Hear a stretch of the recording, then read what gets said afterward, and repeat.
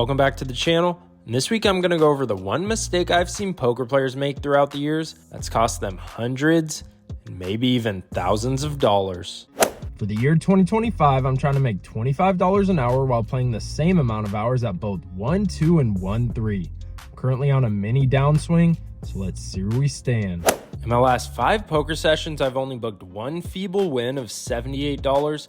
Lost a total of $1,826, which has drastically affected my results. As for 1-2, I've now played 79 hours even in this game and profited $1,462 for an hourly win rate of $18.51. Pretty disappointed my win rate is under 10 big blinds an hour now, but at least I still have a few months to get it back up. As for our 1-3 stats, I've played 80 hours even and profited $4,122 for an hourly win rate of $51.53. As for our total stats, I've now played 159 hours of live poker in 2025 and profited $5,584 for an hourly win rate of $35.12. Pretty decent numbers, but I need to find a way to bounce back after a horrible 2 weeks. So what better way to try and get back on track by heading out to the nicest card room in Northern California, which is none other than Stone's Gambling Hall. But before we dive into this week's poker sessions, I gotta announce that I've teamed up with the Left Pocket Bankroll app. It's an easy to use app that keeps track of all your poker stats and gives a ton of great feedback. I've been super pleased with all the different features, so do yourself a favor and get a 1-month free trial on me by clicking the link in the description or scanning the QR code on your screen. For day 1, we buy into the 1-2 game for the max of $300 and waste no time before getting in on the action. I decided to start the day by throwing on the $5 under the gun straddle, and 3 people called the $5 before action folds to me and I look down at King-Queen offsuit. I feel like this hand is ahead of most limping ranges, so I raise the price to play to $20 and get called by both the cutoff and button. With $65 in the pot, the flop comes out Queen 10-8 with 2 hearts, giving us top pair's second best kicker. With so many draws available, my hand needs all the protection it could get, so I throw out a c-bet of $45, which gets the cutoff to fold, but now the button goes in the tank. It's super rare to see a player tank on the flop, so I was wondering if he was debating about either folding, going all in, but after about 30 seconds, he ends up just putting in the call. Don't really know what to make of that. There's now $155 in the middle, and I'm looking for a low disconnected card. We unfortunately get the opposite of that in the ace of clubs, which brings in king jack for the straight and gives any ace high flush draw top pair. I decide to slow down and check, hoping he checks it back, but instead he throws out a pretty sizable bet of $90. Unless he's turning a small flush draw into a bluff, I just don't see how my hand is good at this point, so I toss it in the muck and he shows ace 5 offsuit. He floated the flop with just the naked ace of hearts and somehow got the perfect turn card to bail him out. After seeing the wild plays he made over the next 20 minutes, I knew I was in for an action-packed game. I ended up losing a couple more small pots, so in order to have as many chips as possible against this action-packed table, I added on $100 to my stack and I'm now into the game for $400 total. In this next hand, there's 2 limps and action folds me on the button and I look down at ace 8 offsuit. Obviously not the best hand in the world, but I think most players would raise ace 9 or better, so I think it's good enough for a raise, especially in the best position possible. So I make it $15 to go and just get called by the big blind. Going heads up to a flop of ace 7 deuce with 2 diamonds, giving us a very mediocre top pair. I start off with a standard value bet of $15, to which he calls pretty quickly, increasing this pot to 65. I think our opponent basically has a diamond draw, an ace, a pair of 7s, or a hand like 5-4 and not much else. Off to a turn which peels off the 4 of diamonds, which brings in the front door flush. Our opponent checks, and I think this is a perfect spot to check and implement some pot control since a 7 is never calling a bet, and I don't really need much protection from 5-4. So I check it back and the river rolls out the 3 of diamonds, which gives us a super small flush. I was expecting our opponent to check, but now he leads out for a pretty small bet of just $22. He could very easily have a better flush, but if I put myself in his shoes and I had a hand like 8-7 or 7-6, probably turn it into a bluff, hoping my opponent didn't have a diamond in their hand. But since I do, I decide to flick in the call and he says the best words in poker when making light call, "You're good."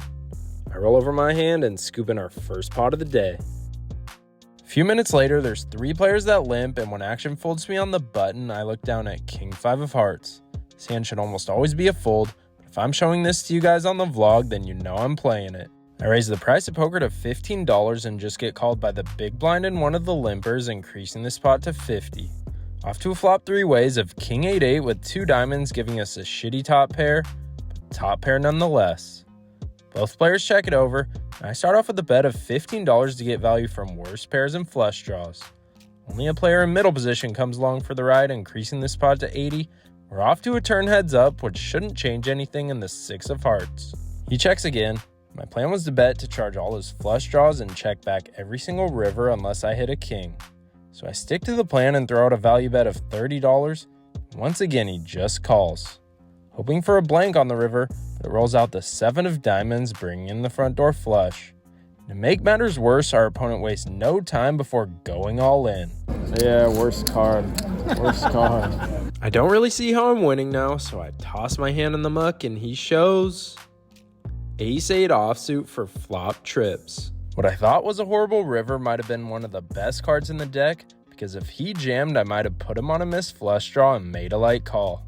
But the main lesson of the day is just make your life easier and don't play this garbage. Next hand up is one of the wildest hands of poker I've ever played in my life. An action player just sat down and wasted no time before throwing on the $26 under the gun straddle. So essentially the blinds are 1, 2, 26 for this hand, which is insane. Gets folded all the way to me in the big blind, and I look down at King 6 offsuit. This hand is uglier than all my awkward middle school pictures, which is pretty hard to beat, but for now that's besides the point. With only one person left to act, King High is actually a pretty strong hand heads up, so folding is out of the question. Going all in might be an okay option, but I'd only get called by way better hands and it wouldn't be worth it to only pick up $27 of profit. So I decided to go with option 3 and raise the price of poker to $60 to try and play a heads up pot with most likely the best hand. Our opponent, who's obviously here to gamble after throwing on a $26 straddle, quickly puts in the call and there's now $120 in the pot. Going heads up out of position to a flop of Ace-Ace-3 rainbow. I actually really like this flop because it makes it less likely we're up against Ace High, which had us beat pre-flop, and the only hands that are beating us are pairs, which are hard to make.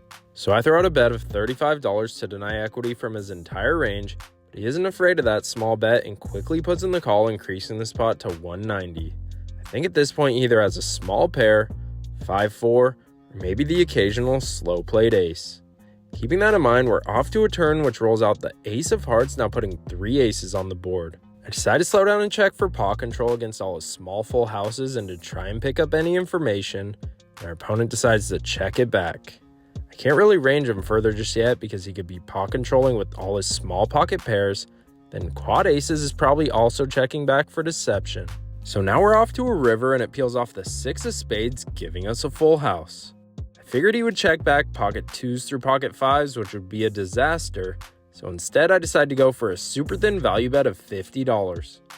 Now my opponent doesn't think 50 is enough and punishes us by raising to 130. But as he went to raise, he slid in the small stack of chips first before he verbalized how much he wanted to raise to, so the dealer let him know that it just stands as a call. I was rattled by the whole situation, and our opponent let us know that there was no way for him to win since he was bluffing, so I rolled over my hand and we scooped in this massive yet ridiculous pot. I don't know if I would have been able to call his river raise, but I'm just glad it didn't have to come to that. I think this is a key learning point for all the new players in the audience, because when I first started playing poker, I made this same mistake dozens of times, because when adrenaline kicks in, you just want to slide the chips in the middle as fast as possible. So just be sure to either slide all your chips in one motion, or do what I do now after making this mistake over the years and just verbalize your bet size. I guarantee this will help you avoid this issue and save yourself hundreds or even thousands of dollars in the long run. While I'm still stacking chips from that wild hand, we see 4 people limp. It folds to me in the small blind and I look down at King Queen offsuit and raise the price of poker to $20.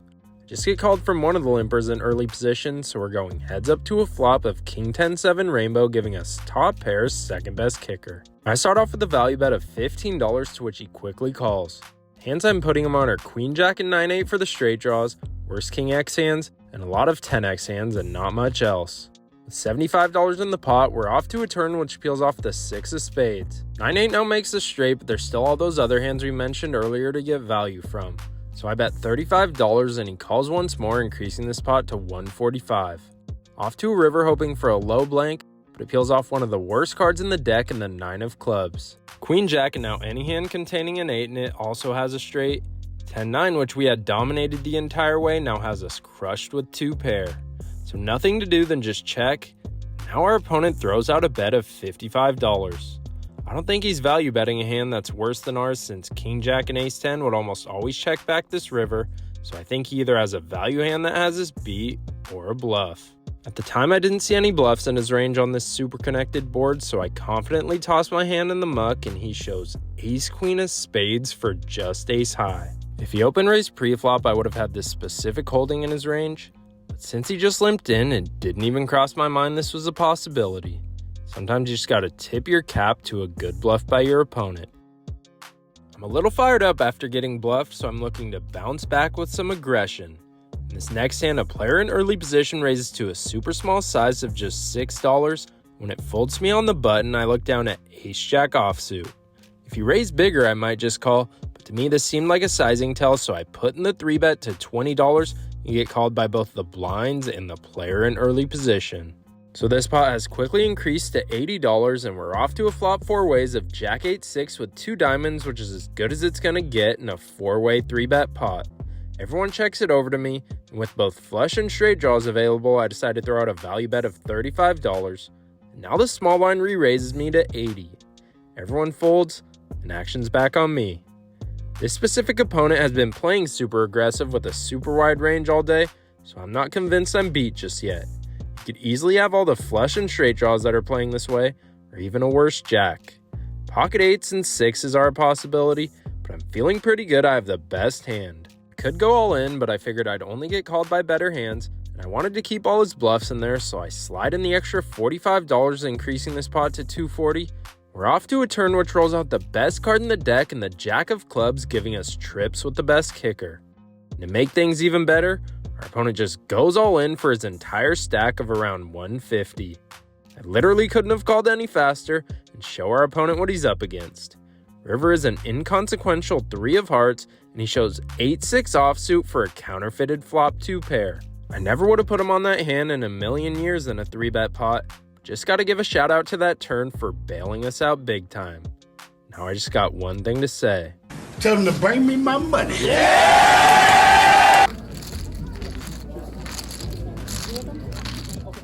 We unfortunately followed up that amazing hand by losing back-to-back hands against a different opponent, flopping top pair with Ace-3 of clubs, but losing to his Ace-Jack of hearts, and then rivering top pair with Jack-10 of diamonds, but losing to his better 2 pair, so I'm looking to get my revenge in this next hand, especially since I say the 3rd time is a charm. Allegedly. I decided to throw on the $4 under the gun straddle for this hand, and action gets folded to the player who beat us the last 2 times, who raises to just $9 on the button. Folds to me in the straddle, and I look down at the best hand ever created in pocket aces. Couldn't have asked for a better hand, literally. So I put in the 3-bet to $35, looking to get my money back from those last 2 hands, and then some.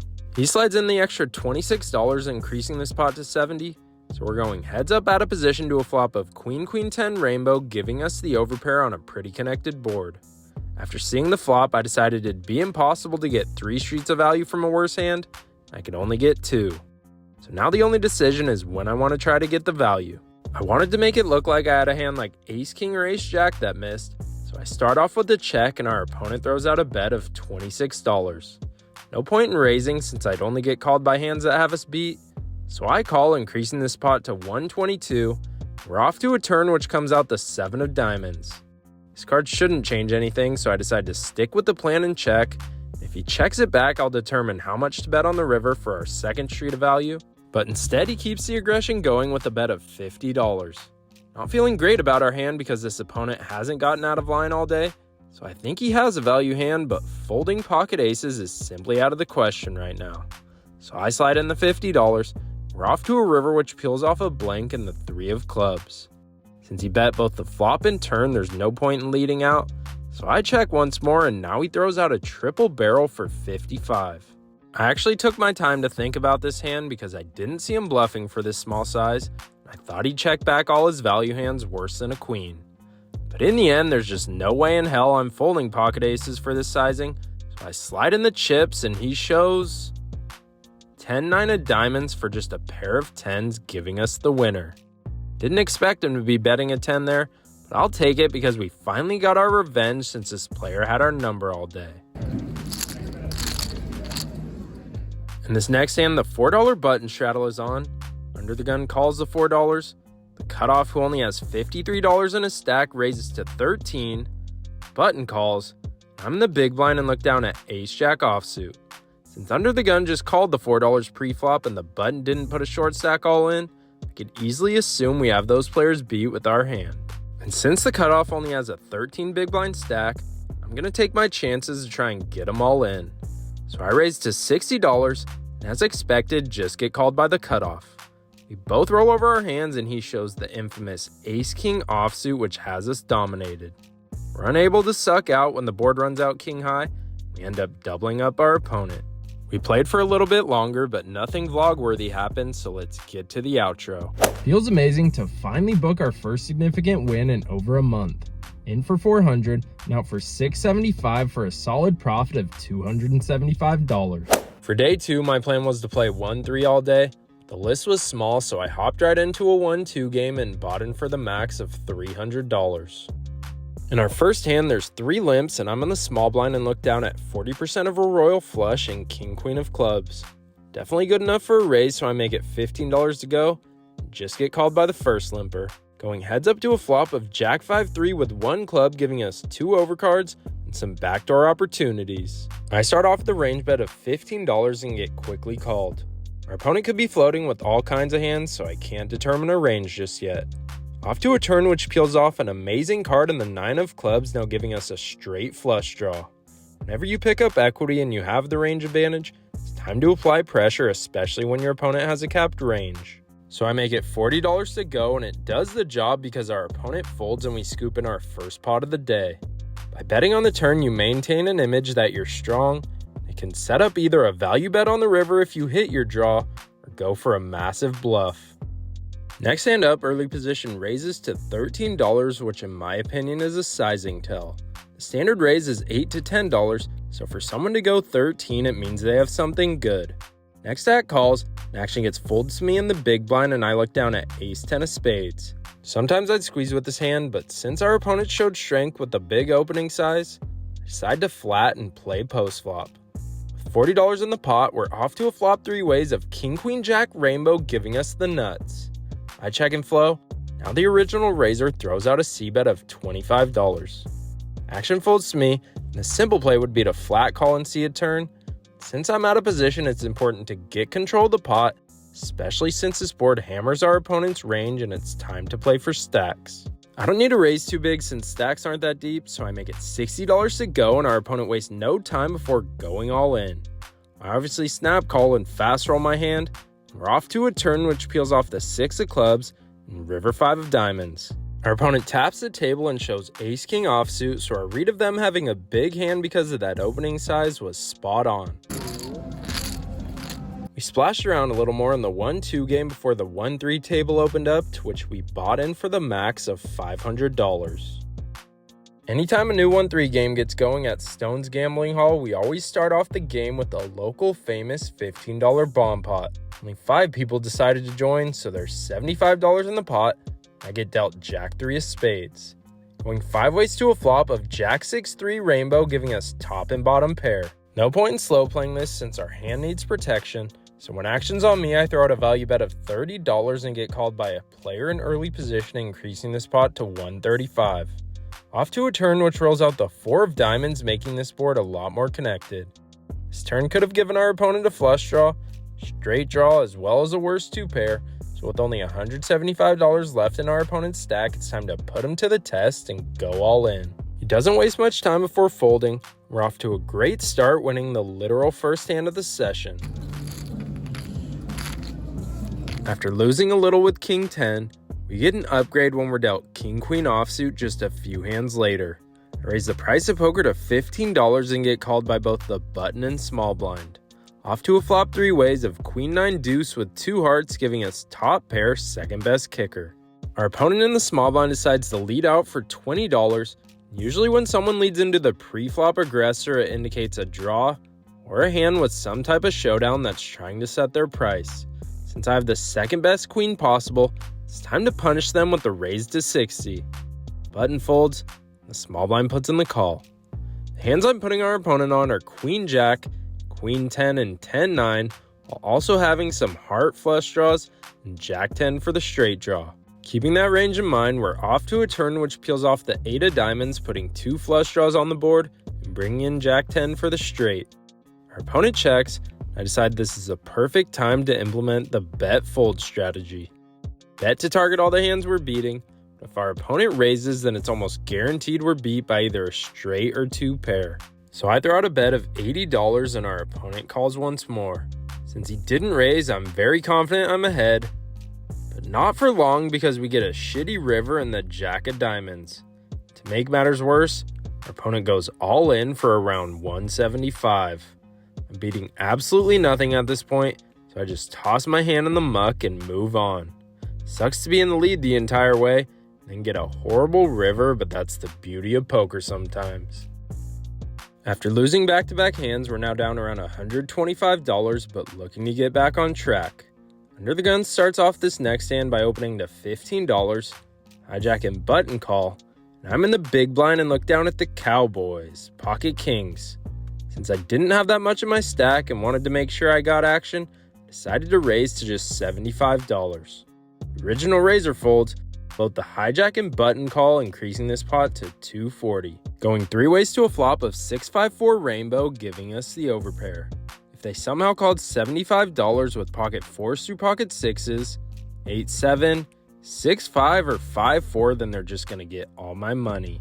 Only one way to find out, so I throw out a half pot bet of $120, but both players fold and we scoop in this solid pot that gets us back in the positive. Next hand up, we get involved in our second bomb pot of the day. 8 people decided to join this time, and I get dealt queen jack offsuit, which is actually a pretty solid hand in a bomb pot. Off to a flop 8 ways with 120 in the pot. The flop comes out queen 8-5 with 2 diamonds, giving us top pair decent kicker. Player in early position leads out for just $30, and action gets folded to me. On a board like this, any 2-pair set or queen that has a better kicker than ours would be sizing way up for protection, so I think I have the best hand more often than not. When that's the case, the price to play goes up. I raise our opponent to $85 and seems to get the job done because everyone ends up tossing their hands in the muck and we scoop in back-to-back bomb pots. This next hand up gets a little interesting. Player in early position limps, and I'm in the hijack and look down at the snowmen, pocket 8s. I make it $20 to go and get called by the cutoff, button, and big blind.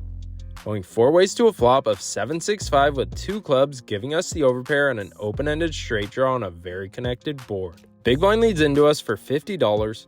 I'm a little worried because this flop crushes the big blind's calling range, so it could very easily have us beat. But nowhere to go with our hands, so I put in the call, and surprisingly the cutoff and button do as well. So I don't really know where I stand, just hoping for a non-club 4 on the turn to make our lives a lot easier. That's not going to happen because the turn rolls out the ace of diamonds. There's $280 in the pot.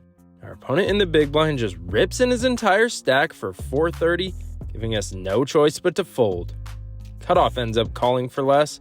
The river wouldn't have improved our hand because it comes out the 3 of clubs. The big blind ends up showing ace-8 of spades. The cutoff is going to scoop in this massive pot with ace-10 of clubs for the nut flush.